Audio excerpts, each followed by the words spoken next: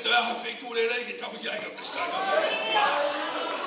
laka le ia ka feitu o iai hono to tolo tonga whawhita o laki ke whia mao whawhita ke ki tala mai he sa me au whia e nau he mai nau aru whae si hoa e tala mai te he takata sa me hoa nofo ia e si hoa whawhita e hono ka whae koe tine ke ta mohui whawhita ia si hoa i o tala tolo tonga e ngau e maau koe kihi a whawhita i eki o kore ke tu mea whikalalo malo au ki tō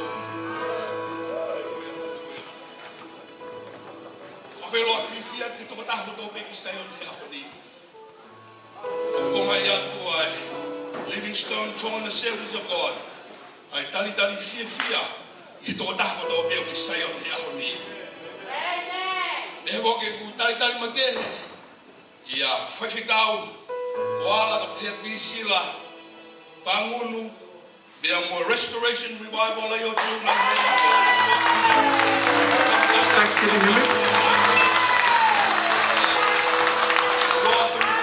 Pastor Moala and your beautiful wife Pīsila, but also the restoration revival AOG. Such a pleasure to have you here with us.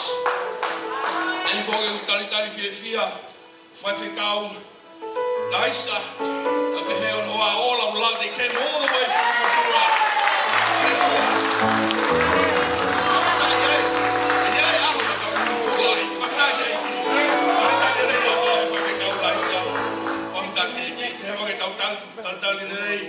Whaiwhikau Sione Puama, ke behea First Lady Sione, and the Father's house.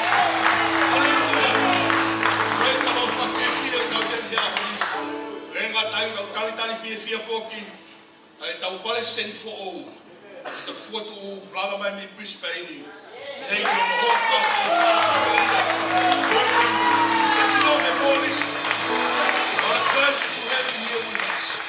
Hei ni whoki ai, o mo whaiwhikau munai mui, whaiwhikau leo ka pēgia, whaiwhikau e kēni, tali whiwhia koa, rekana kapia, leo ka pēgia, from New One, such an honor and a pleasure for you to join us today to lift up the name of Jesus together. Hallelujah. Okay, walking pause here, Kaitari Fia, a Livingstone from Molanga.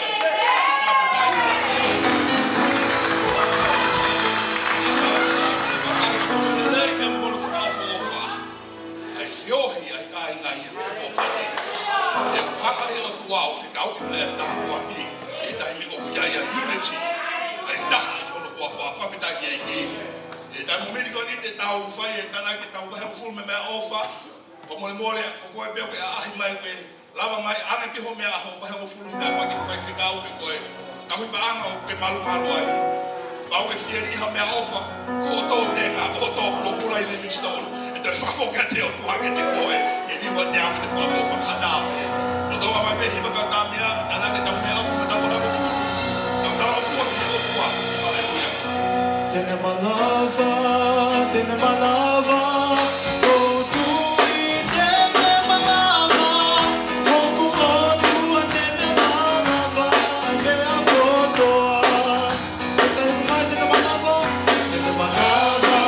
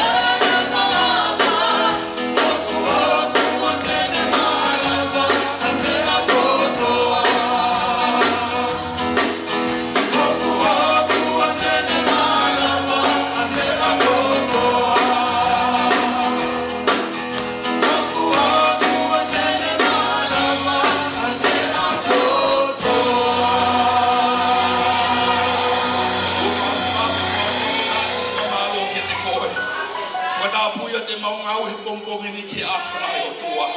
Ma uilo ilo pau te ki whai koe mea makehe ko palo mesia e o tua. E kai ke mau kore ke ngā ue he koe nā tula e asiona ke ngā ue. Me te ke ngā ue i mau loto ngahe a hono whawhetau laki ke toko taha koto me e o tua. Tau ki na hoka kai ko hi ngā pehe ko suake u nau whai o tua. I he nau talama fua ki ho palo mesi.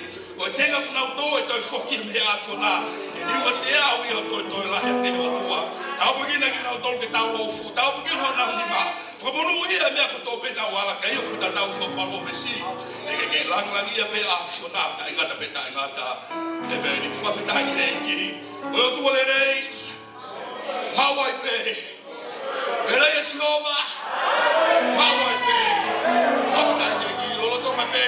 E tau i he ni e wangere waki he. Kau tā mea ke na hoko tuma ki tau tōle pumbohini. God is good, church. All the time. I think we can be better than that. God is good, church. All the time. Yes. Like the song that we just sang, we're going to run with fire. We're going to praise Him with fire. Amen, church? So as we go into praise, why don't you stand up to your feet and let's give glory. Let's give God the glory He deserves. Amen, church?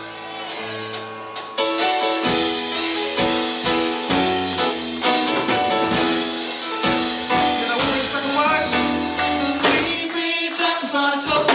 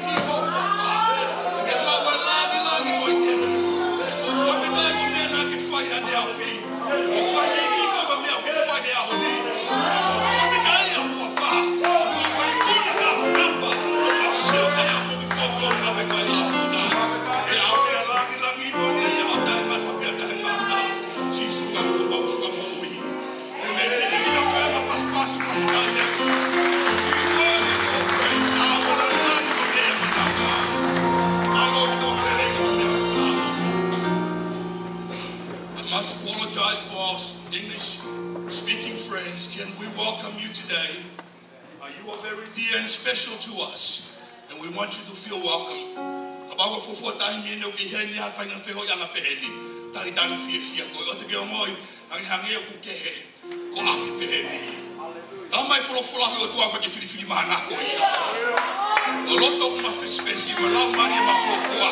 O te wheilau lau e tene tari ia. Abau ia whia maa. Mana lera i koe ke sihova. E tene whawhitau laki e te koe. Loto ma peu tatanoa. O mole mole pe.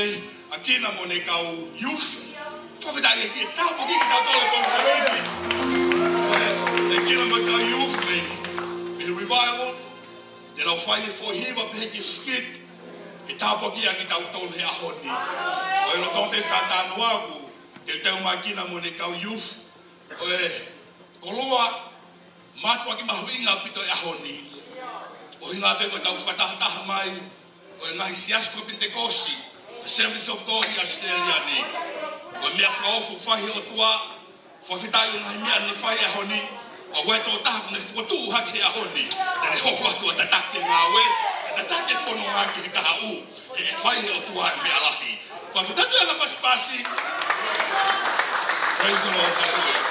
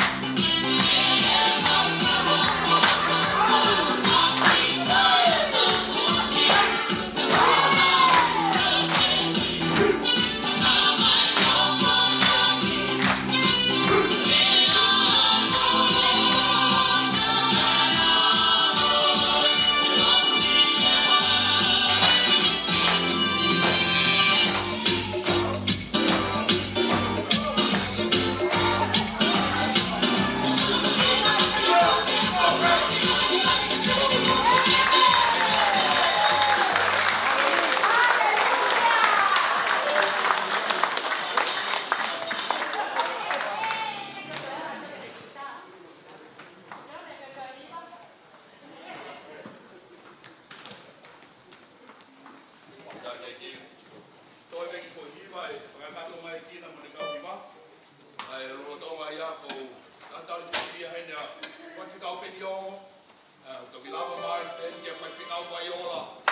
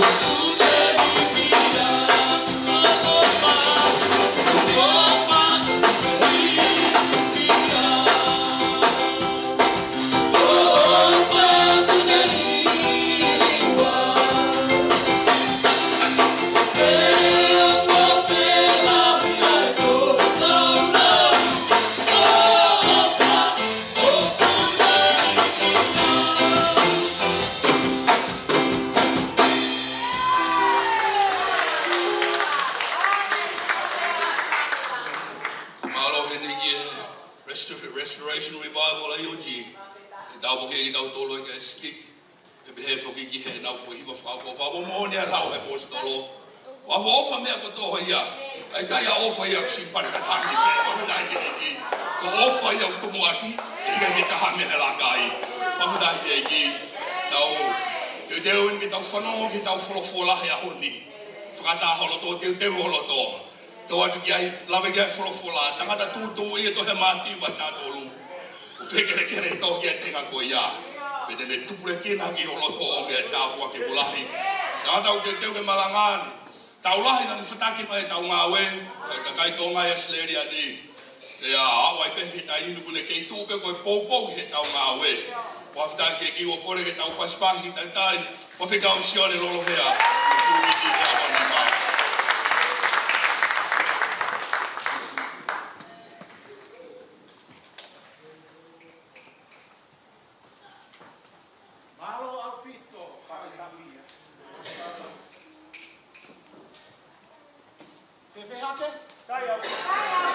How are you?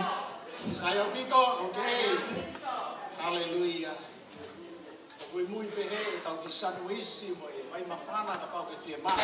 Outside you'll see the spread is there and it's available if you need it. But I ask for your attention this afternoon. I'm not going to preach for very long. I'm not going to preach too short. I'm going to preach just right. A lot of times you might think you've preached too short, but the listeners have heard it as very long. So they say we'll preach long, but it's really short. I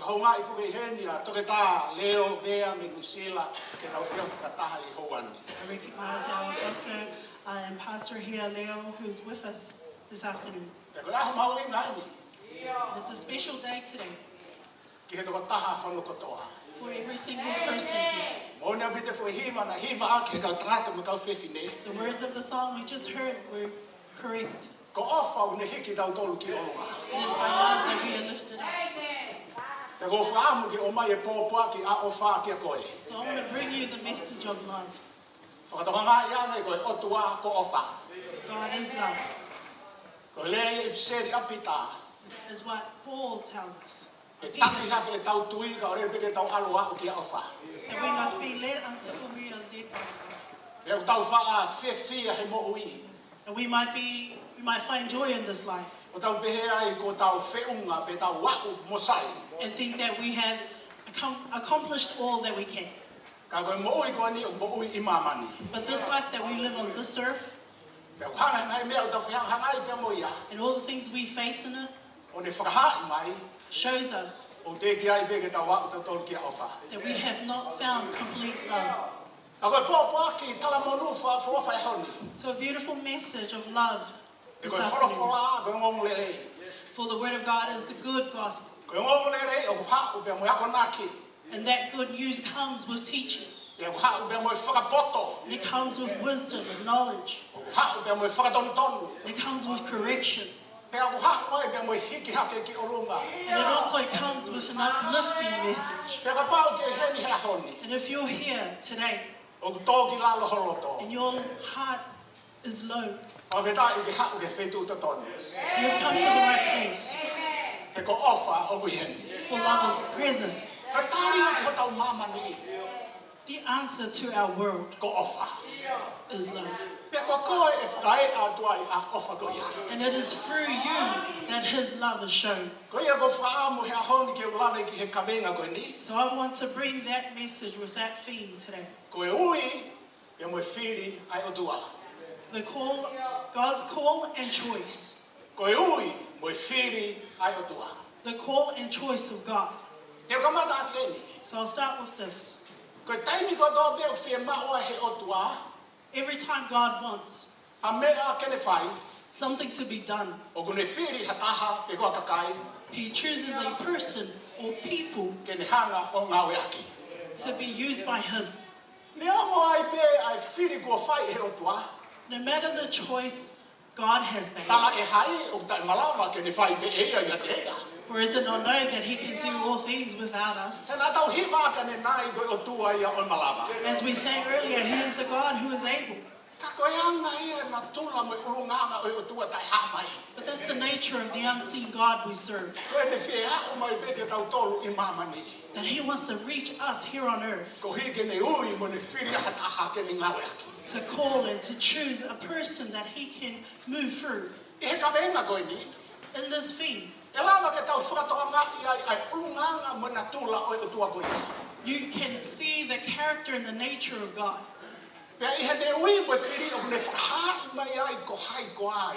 And through his calling and his choice, he makes known who he is.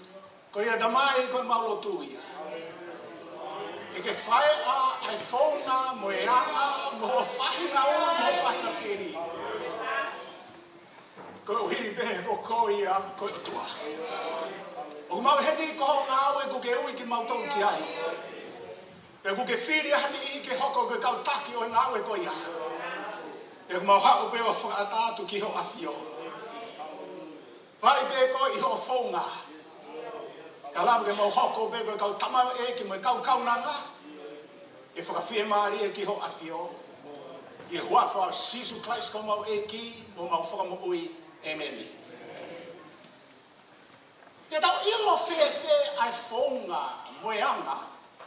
How do we know the way? By which he makes a call, or he also chooses. From Genesis to Revelation, this is found. Where God has called men and women in their time, in their generation, so that he can be seen. And here we can see or get a glimpse of how God works. In 1 Corinthians chapter 1, verses 26 through to 31. So take note of that. And as our pastor said earlier, Romans 2,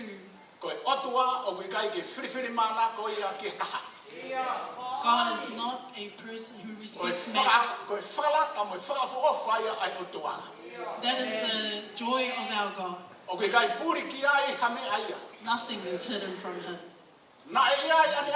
He was there yesterday, and he's here today. And he's already gone before us into our future. And he's wanting to take us into our tomorrows. Let me say it again. Isaiah 40. Our God, he was there in the past, and he is here presently. And he's already in our tomorrows. But he's come back to our present to make known to us the secrets of what's to come. Praise the Lord for an awesome God. So I ask for your attention. Romans 10:17. Our faith comes from our hearing, and our hearing of the Word of God. And that's the way God works. To reach into us, to put his thoughts in us. In his regard to his purpose, his process of calling us. That we must take an opportunity to actually listen and hear his word. Amen. Amen. Sadly, in the grave, once you get there, there's no opportunity. So I ask you, I beseech you, young people, don't waste your time. Our elders and women and men, stop cheating in life that you have right now. For the sun may be above us today, but it will go and settle later. So for those who have ears to hear the word of the Holy Spirit in all our churches, notice your opportunity. In 1 Corinthians chapter 1, Ai fonga ui mo firi ai otua. Gives us an insight into how God chooses and calls. O kui ai kalasi heni pe koe whahinga pe koe grupu oi kakai. There are different groups or classes of people Hanga he otua mahe I ke ne whahai mai e hono mafu. that God chooses to set apart to show his heart. Patonga ne sono wa no behe. Notice in verse 26. He oku mau mamata ki homo ui e kainga. Think of what you were when you were called. Koia ko behe ko tau be tabang mo koe ke aho fofonga. So let's just say, in simple terms, open your eyes. Kui kui ki he komi kai a ki hele rei. Close your eyes to evil and open your eyes to good. Kui kui ki he mea kai ao ngā kai a ki he mea ao Close your ngā. eyes to the rubbish and open your eyes to the things that are of use. Ka lawe ne whorowhora. This is what the word is saying. Ko tō taha kui he ke lawa ia mamata. The one who is blind cannot see. He oku mau mamata ki homo ui e kainga. But you have seen Koe uhi when o you were called. Koe uhi o kai ui hatako lahi o poto whakakakano. Because not many of you were wise by human standards. Pe koe toko lahi I he malohi. Not many were influential. Pe koe toko lahi I he hou e ki. Not many were of noble birth. Whakatoa ngā I koe klasika o waki ia o hanga he o tua whakahai mai ki a tau tolu. So here God is showing us the first level, the first tier. Koe hāngai hono uhinga. Why? O ku toko si iai ai ka kai pehe ke ui ke he o tua. Why is it that in that first group there are not that many that God Koe chooses hāhau tari. or calls? What's Koe your answer uhinga to mai na that? ka kai pehe. Maybe you say those kind of Nos people, pehe me nau tōu na o sai pe mau tōu. they think they're all good in themselves. Pe whea nai koe. What about you? O ke te whea mai o tua pe koe sai pe koe. Do you need God or do you think you're all good? Pehe nau tōu lui o ke te whea mai o tua. Nau mau me nau tōre mea ke nau mo iai. Maybe they think, oh, they don't need God. They're sufficient in Ka themselves. tau hoko mai ke mese roa fitu. So let's continue to verse 27. Ko ia kainga, whakatoka ngai nau tōru koe ni o ku maalunga pe o ku kehe ape. But notice these. Shame the wise. Ka kua whiri e o tua e ngahi mea vare o mamani. But God, he chose the foolish things of the world. Wow! Makaya ni ke mafu e no o tua o ne. Ha umai ke te o ne pehe e ia koe vare ia. Isn't that awesome? Our God, his heart, he chose the foolish. Ei, koe uia o tua o ke ne tukua me ia taha. You see, God, he doesn't exclude anyone. O ku ne whie ui mo ne whiri ai taha to toa He pe. wants to choose and call all men. Ka koe ni koe whahinga ka kai e ne o alu ke mafu e o tua o ku ne kumi. But here you see, this is where his heart is Ku directed. ne whiri e kau lau vare o mamani. The foolish of the world. Koe o hahono uhinga whikawaki. Why? Ka Firstly, hahono uhinga. what's the reason? Ke ne whakamai ake ai kau poto. But to shame the wise. Amen. Amen. E nei ke pehe si su Matthew ka hahono wa wha. In Matthew 16, Ka 24, ia tahu whie mui mui e tea. no wonder Jesus said, Look. anyone who wants to follow, Ke ne si aki e ia ia. to turn away, to Ka reject mea i ha yourself. poto ke pe ke ngari poto ai. If you have any wisdom that you claim is O good ke to laka you, me koe hatoi toko taha. or think that you are better than O whia anyone else, mau ke vare a muifu ke vare. you need to make yourself foolish. Hallelujah. Koe mafu e o tua o kune kumi mai. Ai ak nau tolu nau pehe pehe nau poto.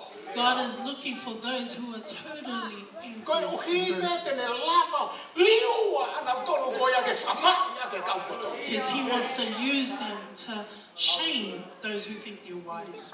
Moe vai mai o mamani ke whakamai ake ai kau malori. Also, God chooses the weak things of the world to shame the strong. Ai a muhina re man ke au. So this means Koe toko taha vai vai. O ku whalala ke toko taha tene malori ai. that a weak person is someone who relies on someone who is greater or stronger than himself. Tala mai wala whala. The word tells us, Mala ia ka ka tangata o whalala ki he tangata. cursed is the man who trusts his man, Pea ku ne nima ake kakano. who relies on the flesh, Pe ko si mamahe honolo tō mea si hoa. or his heart has departed from Hey, God. ka ko ate whakapuripuri ko ne whonga ui mo i whiri au toa. But I give you the secret to how God chooses. Ka ki o ngoi vai vai. If you feel weak, And you know that you can't do anything. God is searching for you. Don't just stay in your weakness. That is no good. Yes, notice you're weak. Let it be the reason that you are drawn to the one with all sorts of power.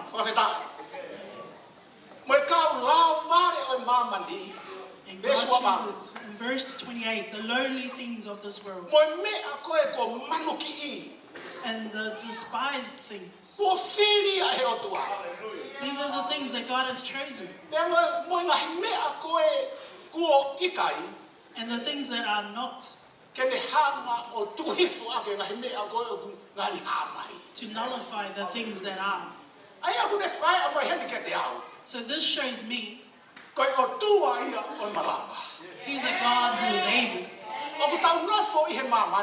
We live in this world of people who want to be known. If anything the flesh thinks it has done, it assumes that it can show it off to the world. You see it plastered all over Facebook. And they show it off through YouTube. And then they even think, choice, let's do a live stream. And then they discuss it in meetings. And then even try and insert it and disguise it in their preaching. But I want to warn you. God truly hates the one who thinks they're wise. He hates those who look down on others. He hates those who seek out their own selfish fame. If you feel you are poor, God is willing to lift you up.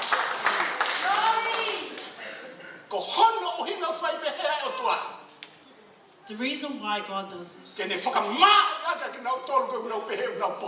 shame those who think they are wise. Why? Because that's the equalizer for all of us. Did you have any good? Do you have some qualification? God's intention is for all man to be the same. If you feel left alone, don't worry about it. For God is seeking out you. See the heart of God. A heart of a father. You are his sons and daughters. And he wants all his children to be treated the same. Isn't that a joy? To serve a God like this.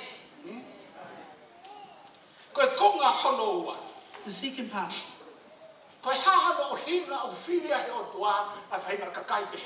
Why does God choose this kind of people? In verse 29. So that no one may boast before him. We give praise for all that we can do. But you must be aware who's being glorified. Is it your words that you're speaking or your true heart? For we're here to only glorify God. He's the absolute core and the belief that we have in receiving Christ. That I am dead, I am gone. But it is him that I walk with and through. Notice God's love for you and me. The way he chooses to hold us. Knowing that we are lowly beings. But his promise to come to our level. To lift us through him. And the ending is at the right time. Slow down. Don't rush to raise yourself up.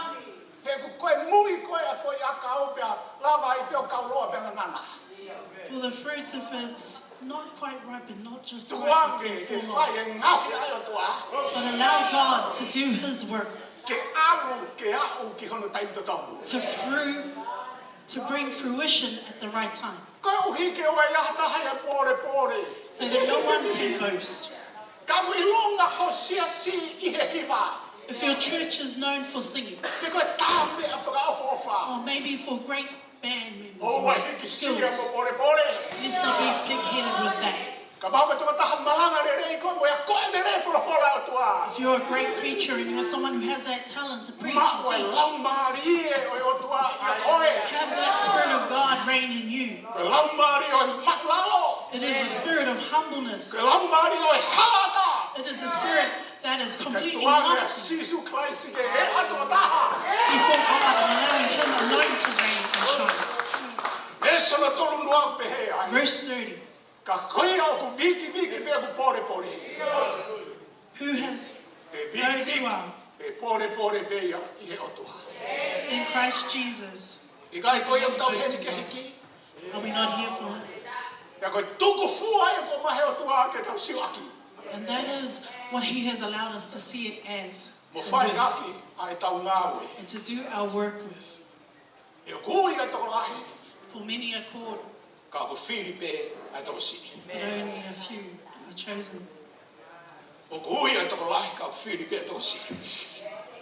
Plenty or many are called. As Jesus chose, He only chose 12 disciples. And He appointed them as His disciples. Sadly, there was one there still tagging along just to see what he could get for himself. And in the end, in the conclusion, he got what he deserved. You see, God is not seeking out and looking to choose anyone to be a dictator. For He reigns in all areas.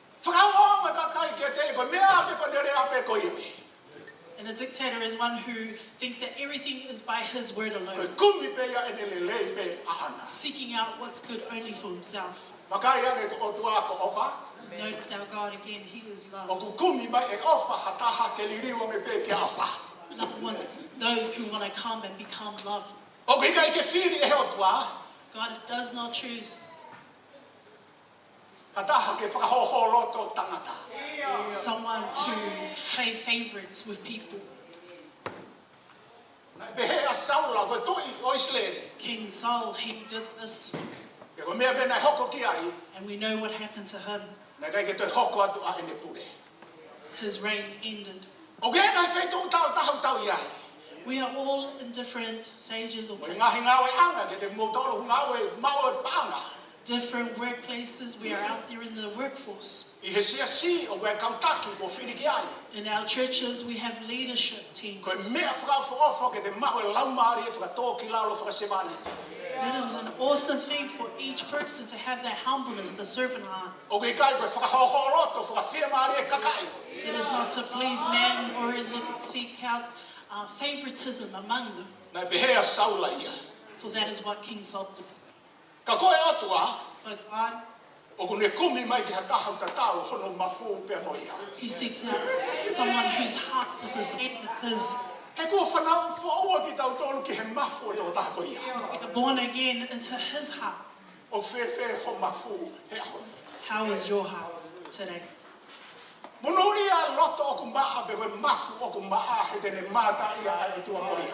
Blessed is that humble heart, that clean heart that is open to see Him. God is calling or choosing someone like that, who does not reign as a dictator, to only find out what is good for himself and not anyone else. He doesn't want a people pleaser that worries about pay or worries about the position. God is looking for those who are foolish and those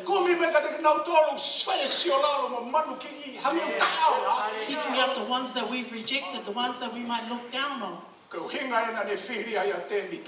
That's why he chose David to be his king and to be the replacement of King Saul. The word tells us 103 in 1 Samuel, sorry. The prophet Samuel went out and he spoke to Saul and he said, because you disobeyed God, God has chosen someone else for him. Notice that he was saying he was choosing someone for him. See, when you accept Jesus, it's for him. You're not just accepting him with an outcome to just go to heaven. But you're accepting him and you're wanting all of what he wants to be used through you.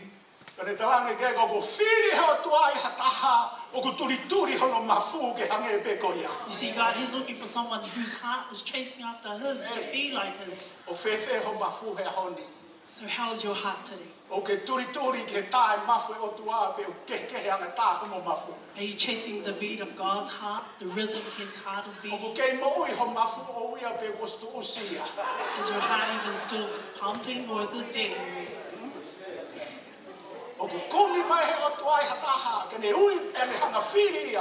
You see, God is choosing someone. He wants someone who knows that they are nothing without him. That they are only able to do anything because of him and through him. So God told Samuel, chapter 16 of Samuel, take your oil, get up, and anoint him, for he is my chosen. David's time came and went, but it's still here today. No wonder those who are crying out for Jesus and still crying out there, the son of David, the one that God will choose and call and place. Your time will pass in this life, but your legacy will be not forgotten by those who follow. Just as God said to the Israelites, I won't do it because of David. What about you today? How is your heart? Are you willing to let go of yourself to God? Are you wanting to say, God, here I am, choose me, to use me as you will? And as the singers will sing this song, I surrender it all. I hold on to nothing more. I surrender it all to you, so that you can use me fully. Young man, young woman, our elders, men and women, how is the status of your life today?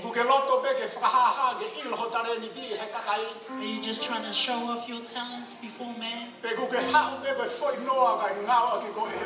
Or are you coming as a nothing before God, allowing him to use you?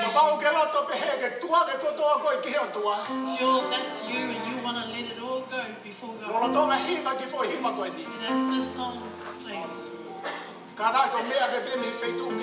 please stand where you are. Mogore pedi tata reo reo si be. Just gonna lower the music. Uno mai ki moani. Come forward. No fai fega wi heni ke mau fai lotu maau. We have our pastors here to pray for you and with you. Koe fai ai ai mafu o tua. Because that's showing God's heart.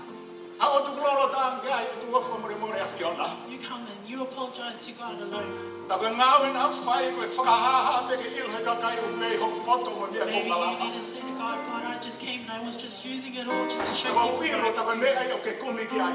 But now I know what you want, what you seek. Hataha kono mafu turi turi ke mafu o. Someone's heart who is wanting to flow in tune with yours. E kai ke tau fuoloa ka taki uno mai me ki moani. Please come forward if you need to.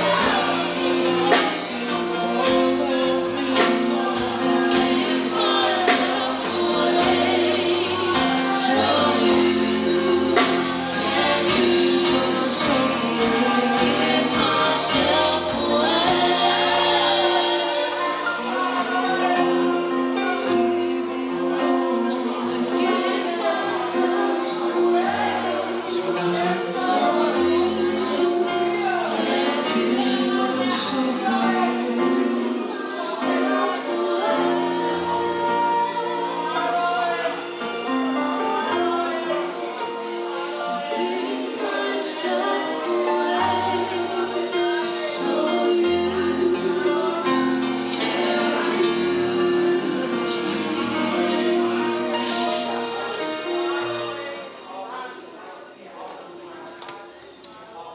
lava te whai lot ma au ke kata kurunga ke lo whaka palo.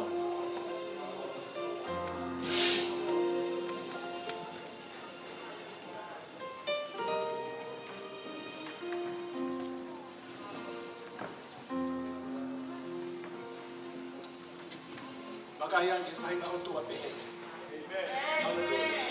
Notice our God.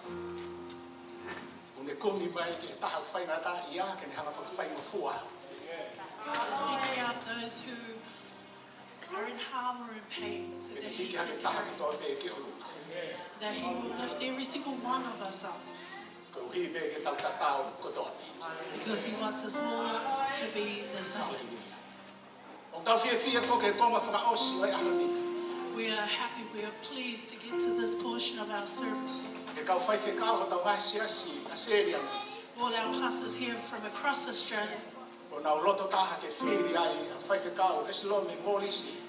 who is one heart, united on this decision to call upon Esilome to be the president and representative of Australian Assemblies of God.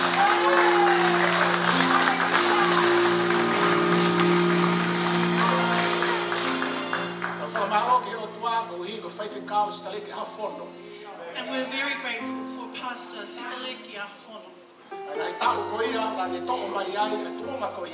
The many years that he carried this position. Right up to this point where we have made this new selection.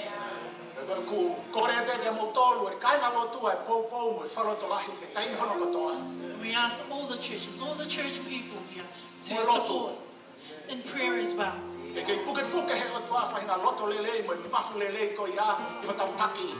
That God will keep that good heart, that righteous heart with our leader. That He will chase after an example for us to follow the heart of God. And as we see here where God chooses in those two areas, whether it be a position, a role, and also coming with that the responsibility. We ask our President and his First Lady to come forward. And I take this as an opportunity to represent all our pastors here.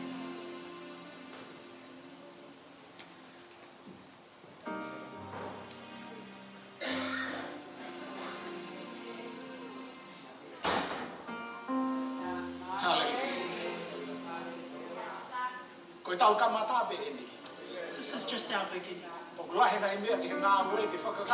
There are many things that need to be prepared and done in our work. But we must take that journey together through that process. All pastors, please come forward.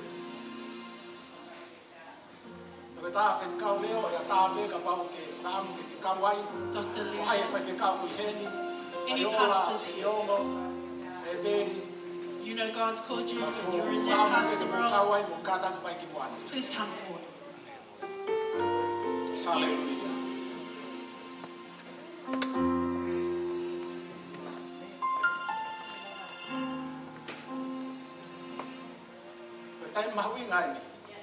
This is a very important time.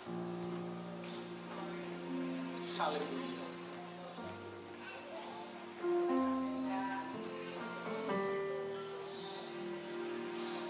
Ai pe ka Esilome Molisi. Wa Maria Molisi.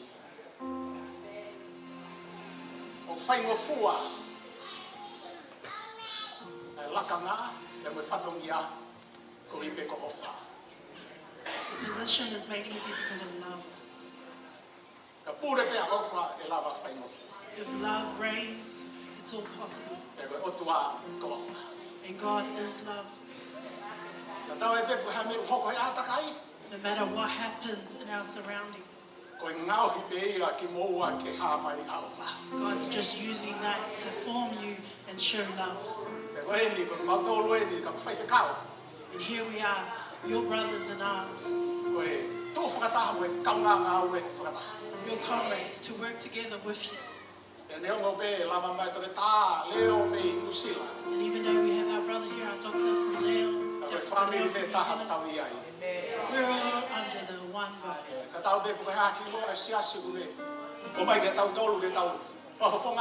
Regardless the name that God has allowed us to use to call our churches, as long as we have love, to reach the world that we've been called to save. Everyone present, please stand.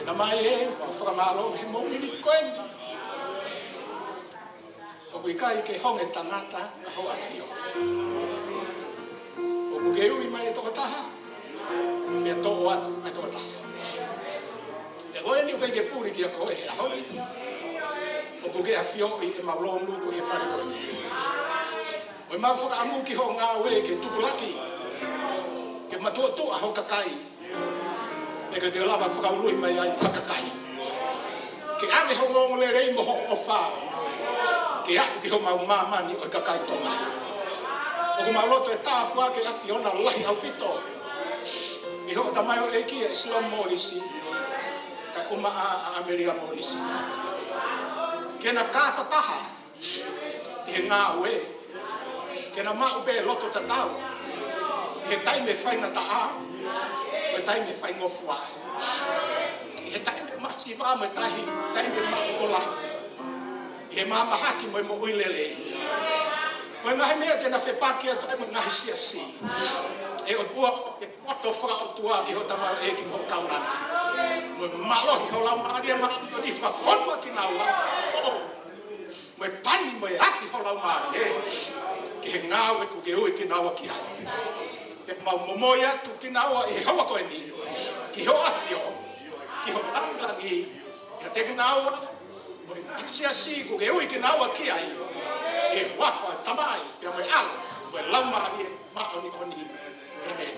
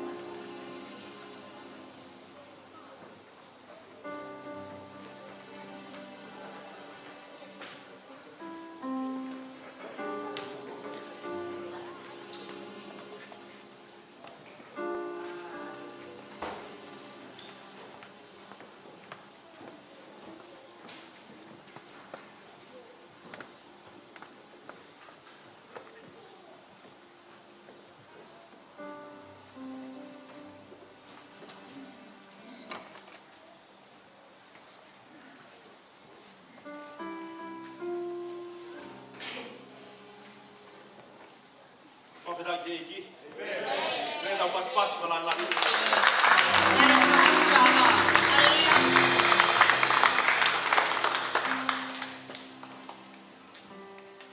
Baik, onua he otu motu. Oniwe ono iwa magumbe ato. There is a nation in the South Pacific called Niue. Da, koe whawhiroa koe ka Niue.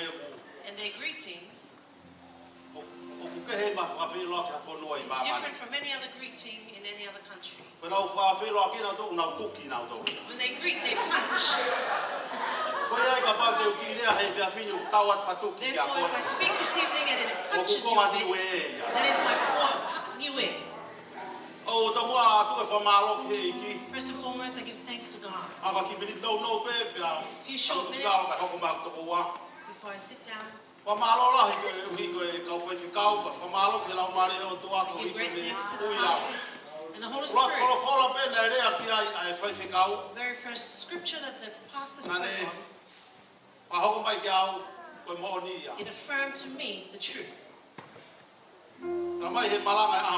Today's sermon has told us, Pastor Essie, you are not the wisest. You are the least. There is any time that you speak wisely. Believe in this truth that I've been selected by God. That if I speak abruptly, it is this. And so think of me this way so you can have joy. Give thanks to God for As our work began, he was selected as our president for many years. And he's the one who took me to Brisbane. Perhaps you will hear the history of how I was taken to Brisbane with my family. But from there, and then Pastor Staleki took over the work. And I give thanks to God for the great ministry he did in them, even unto this day. But I want to remind you, church, I am not Pastor Sione Lolohea.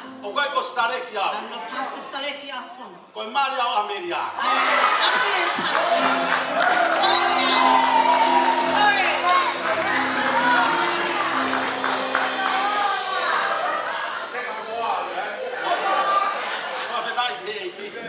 Praise the Lord. The position that has been given to me today, I have not yet told my congregation in Brisbane. One of our members said, when will we know that you are the president of Australia? I told them, if you see me that I look like a president, but if you see that I don't look like a president, well, I don't know if I am. If only you know that I'm president. Brisbane do not know yet. I know you're watching the live stream. God bless you.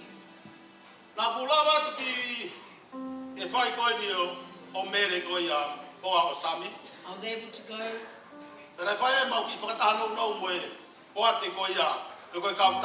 And visit with the board of leaders of the World Tongan A.O.G.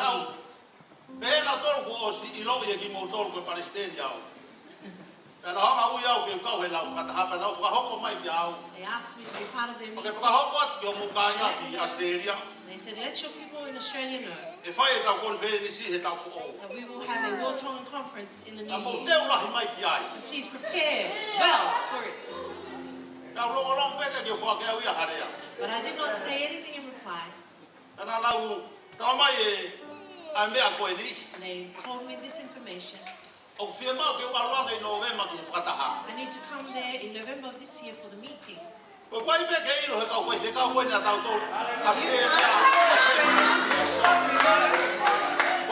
ask it was clear to me this responsibility, and I gave it unto the Lord.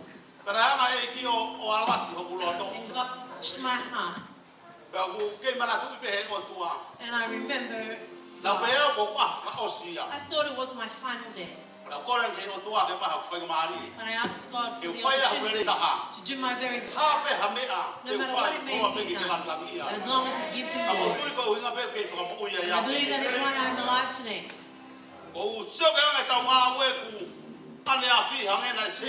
I look at the nature of our work and perhaps we were tilted.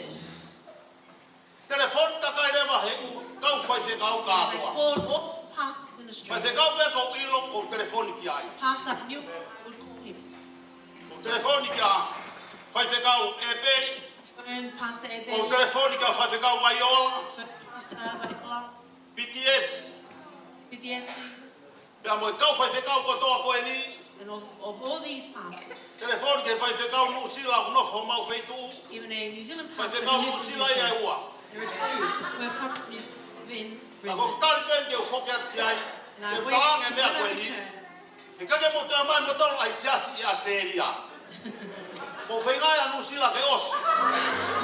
We will not accept anybody's pastors. But I heard in Brother Lasoni, when the all of our churches will be broken down, it will work together. And up to all I believe my part has done. And for you pastors to communicate with them.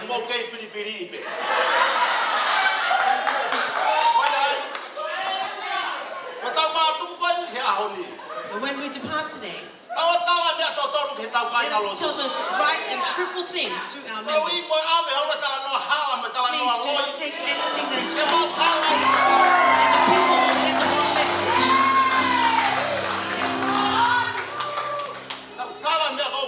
Let us speak in truth. We know that not only the assemblies of God will enter heaven, there are many other churches who will enter heaven. But let our work become in order and organized. I believe the Holy Spirit of God will be with us. As we began, I give thanks to the pastors here in Australia for organizing and how faithful God has been. The ship may have sunk, but no one lost their life. We give great thanks to God for today. Such a great joy. And I extend my love to all of you pastors. Please tell the pastors to love me back too. Well, I'll tell my church to love you all. And let us pass on the right thing to the people so that they can walk into heaven. Let us give the Lord a round of applause. Amen. Amen.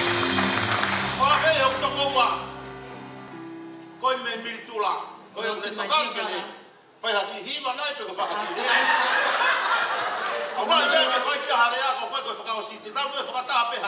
And we'll be together again. I love you all. Thank you.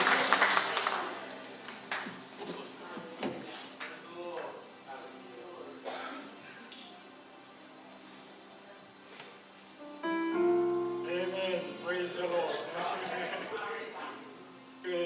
Pamalo fa feta ye ke ku tu ke fa fo ngai pamalo be mo fa da lot fa osie malo ke tau fa da da ho de ku hi vai. Next gathering we will sing there. Praise God. Kono fakakatoa In all in all, I represent our presidents and the pastors. Giving thanks to each and every one of you.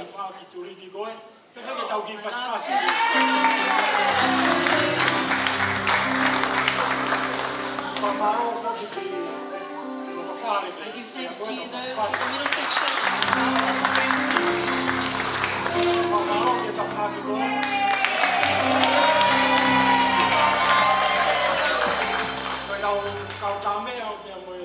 Our worship team and our hosting church today, Livingstone,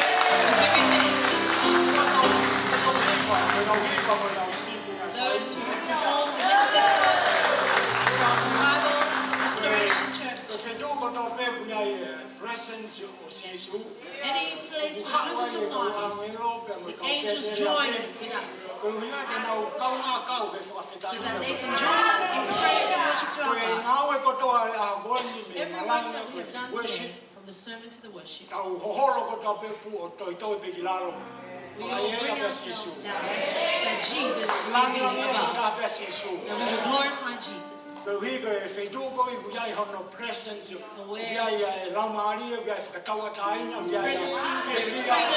There is joy. And if you are not with us, today's service will not have reached this pinnacle. Yes, and there are no words that can compare to give thanks to you. There is something I must tell my congregation.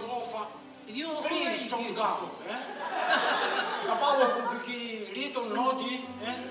Nordic, please come. Because that's the way we ought to work. We can't get guys and naughty people. No, like me. Jesus comes, He will transform us. If we feel that we are already okay, all the mountains so the chairs can be empty for the others. Yes, give great thanks to Pastor Nasoni.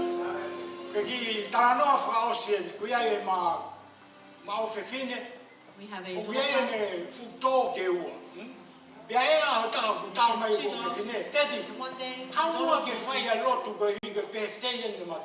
Please come and pray because it's the birthday of my daughter.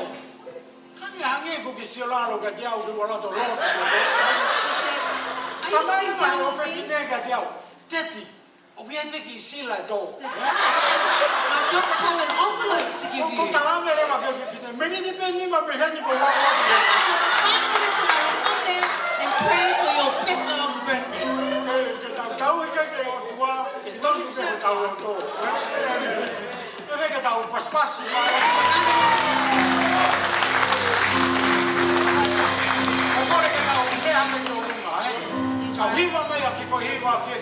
Sing one song.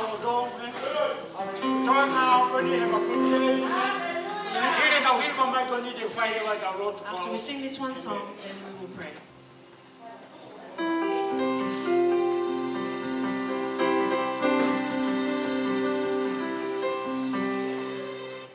Praise the Lord.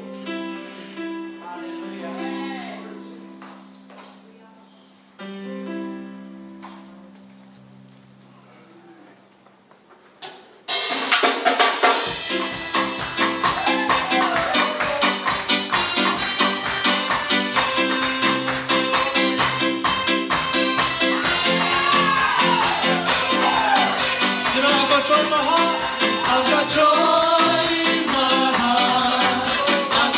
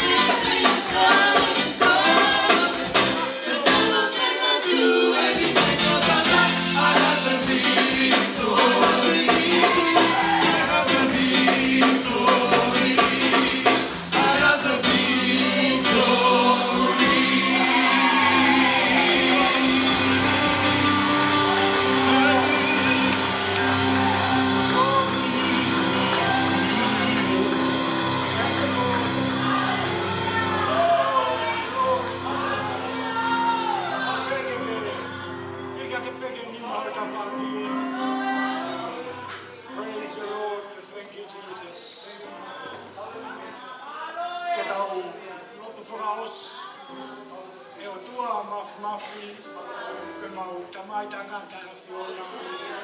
Mau whamaro ko hiko blessings pe mau loto ngā. Mau whamaro ko hiko lama ri e tua. Mau whamaro ko hiko anointing pe Fiona. Mau whamaro ko hiko wholawhalai o tua. O ke lawei ho mau loto ke mau whakatoka mai ko koia o tua. Nā ke iai te ke iai pe o tangata. Mau te gloro e awe a Fiona e o tua. Hiki ke mau lunga ta pe hua fo sisu. A te hua whahe mo i koe ni o tua. Eiki mau whamau pōpo e le leipa mo whau fōwha katoe. Ke whateunga ki pēa sisu. E ta mai ku mau lotu ke te koe a tāpua ke a Fiona o kakai. Wāri tātā he mau mo ui pe ke whamonu ia. Ka whanonga pēa mo a Fiona e o tua. Whakailonga i ho kakai he o tua. Mau lotu ke te koe a nima lerei e nima ofa e a Fiona. Open door ke whakawa mo ta pā e monu ia pēa mo e tāpua ki. Tāpedina o ta mai o iki pēa mo e manawa puto o whorofora e o tua. Whawhoka iwi pēa mo e marohi e o tua. Whawhoki hao nonga maru ki mau tōra whetuna mau iai o tua. Mau whoki atu e maru pēa mo e hao e a Fiona. I langi e tō tāpe o wafa sisu. Mau kore ni a sisu ko alako mau whamui.